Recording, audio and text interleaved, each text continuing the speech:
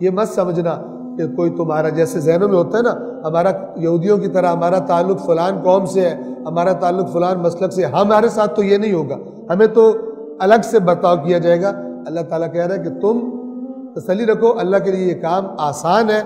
جب اللہ تعالیٰ نوح کے بیٹے کو جہنم میں ڈال سکتا ہے، جب اللہ تعالیٰ حضرت نوح اور حضرت لوط کی بیویوں کو جہنم میں ڈال سکتا ہے، تو تم لوگوں کو بھی نافرمانیاں کرنے پر جہنم میں ڈال سکتا ہے۔ اور جو شخص ظلم و زیادتی سے ایسا کرے گا، ہم اسے بہت جلد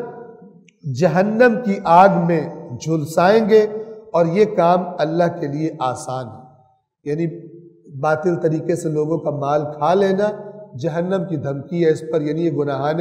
کبیرہ میں سے ہے، اور یہ کام اللہ کے لیے بہت آسان ہے۔ یہ مت سمجھنا کہ کوئی تمہارا جیسے ذہنوں میں ہوتا ہے نا، ہمارا یہودیوں کی طرح ہمارا تعلق فلان قوم سے ہے، ہمارا تعلق فلان مسلک سے، ہمارے ساتھ تو یہ نہیں ہوگا، ہمیں تو الگ سے برتاؤ کیا جائے گا۔ اللہ تعالیٰ کہہ رہا ہے کہ تم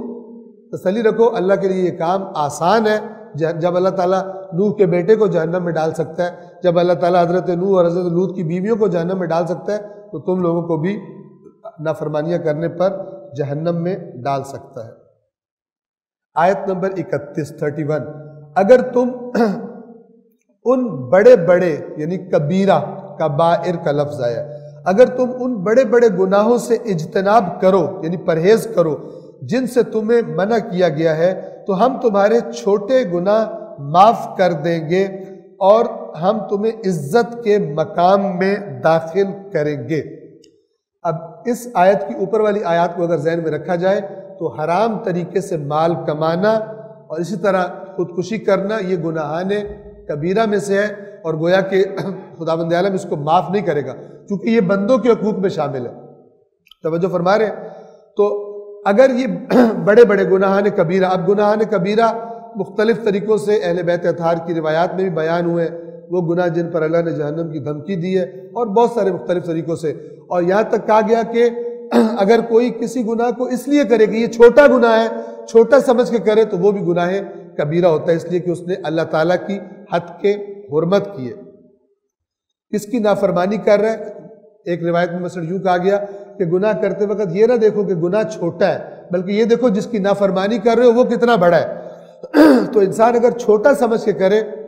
وہ بھی کبیرہ شمار ہو سکتا ہے۔ اسی طرح فرمایا گیا کہ اگر تم چھوٹے چھوٹے گناہوں کی تکرار کی عادت بنا لو تو پھر وہ چھوٹا چھوٹا نہیں رہتا، تکرار کی وجہ سے بھی وہ کبیرہ بن جاتا ہے۔ اس کا مطلب ہے اس آیت میں کیا کہا جا رہا ہے کہ وہ گناہ کے جو تم سے مثلا کبھی جذبات میں، کبھی نادانستگی میں، فلان میں سرزد ہو گئے، نہ یہ کہ تم عادی مجرم تھے، اللہ تبارک و تعالیٰ ان سے صرف نظر فرمائے گا،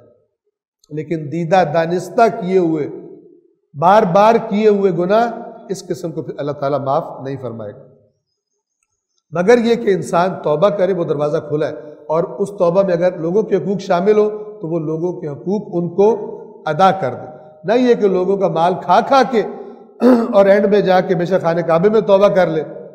اور کہے کہ بس میرا معاف ہو گیا، ٹھیک ہے، اور کچھ پیسہ اللہ کے راستے میں خرچ کر دے، باقی سمجھ لے کہ حلال ہو گیا۔ یہ فراڈ نہیں، جس کا کھایا ہے، لہذا بندے کو حرام کھانے سے پہلے سوچنا چاہیے کہ اگر کل مجھے توبہ کرنی پڑی تو مجھے سارا کیسے واپس کروں گا۔ جب زندگی کا سٹینڈرڈ بھی اتنا اونچا کر لیا ہوگا تو پھر کیا بنے گا؟ پھر بیوی بھی نہیں چھوڑے گی اور پھر اولاد بھی نہیں چھوڑے گی باپ کو کہ یہ اب کیا کر رہے۔ لہذا پہلے ہی حرام کی طرف انسان جانے سے اجتناب کر۔